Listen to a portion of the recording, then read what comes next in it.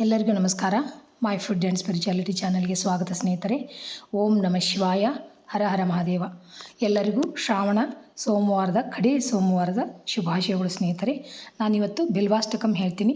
ನಿಮಗೂ ಹೇಳಕ್ಕೆ ಬಂದರೆ ಹೇಳ್ರಿ, ಇಲ್ಲಾಂದ್ರೆ ಅವಶ್ಯವಾಗಿ ಕೇಳ್ರಿ. ಬಿಲ್ವಾಷ್ಟಕಂನ ಕೇಳೋದ್ರಿಂದ ಸರ್ವ ಪಾಪಗಳು ಕಳೆದು ಆ ಶಿವನ ಕೃಪೆಗೆ ಪಾತ್ರ ಆಗ್ತೀವಿ. ಒಂದು ಬಿಲ್ವ ಪತ್ರೆಯನ್ನು ಏರಿಸೋದ್ರಿಂದ ಮಹಾಪಾಪಗಳನ್ನು ಕಳೆಯುವಂಥ ಈ ಬಿಲ್ವಾಷ್ಟಕಂ ಯಾವ ಥರ ಐತಿ ಬರೀ ನೋಡೋಣ. ಬಿಲ್ವಾಷ್ಟಕಂ.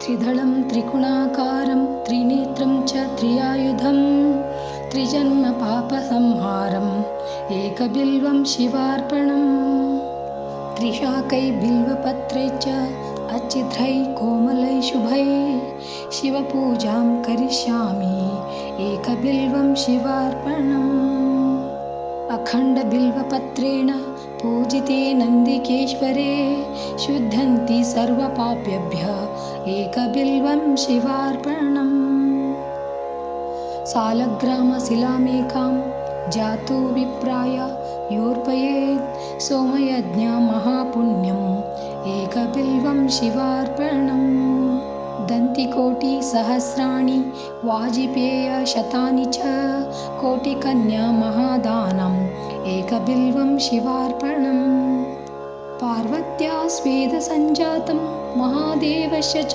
प्रियं बिल्ववृक्षं नमस्यामि एकबिल्वं शिवार्पणम् दर्शनं बिल्ववृक्षस्य स्पर्शनं पापनाशनम् अघोरपापसंहारम् एकबिल्वं शिवार्पणम् मूलतो ब्रह्मरूपाय मध्यतो विष्णुरूपिणे अग्रतः शिवरूपाय एकबिल्वं शिवार्पणम् बिल्वाष्टकमिदं पुण्यं यः पठेच्छिव सन्निधौ सर्वपापविनिर्मुक्तः शिवलोकमवाप्नुयात् इति बिल्वाष्टकं संपूर्णं.